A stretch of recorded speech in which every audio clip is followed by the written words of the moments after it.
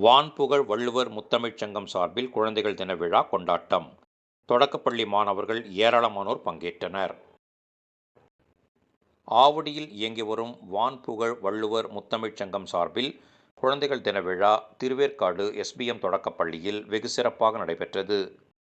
பொறியாளர் திரு பாலரகுபதி தலைமையேற்க, சிறப்பு அழைப்பாளர்களாக தமிழ் வளர்ச்சித்துறை மற்றும் உலகத் தமிழ் ஆராய்ச்சி நிறுவனம் மேனாள் இயக்குனர் முனைவர் விஜயராகவன் மற்றும் திரு கோபாலகிருஷ்ணன் ஆகியோர் சிறப்புரையாற்றி பேசியிருந்தனர்.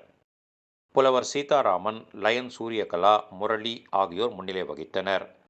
பெற்றோர் ஆசிரியர் கழக தலைவர் திரு DRR செங்குட்டுவன் சிறப்பு வாழ்த்துரை வழங்கினார்.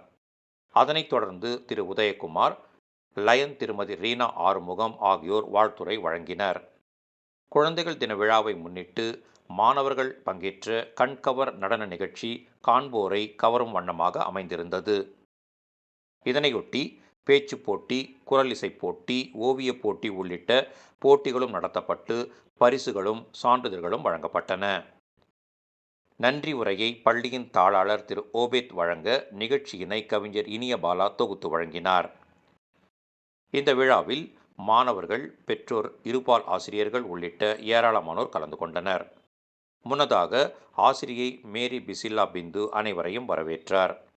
ஆவடி மார்க்கெட் பகுதி லயன்ஸ் கிளப் சார்பில் வந்திருந்த குழந்தைகள் அனைவருக்கும் இனிப்புகள் வழங்கப்பட்டன.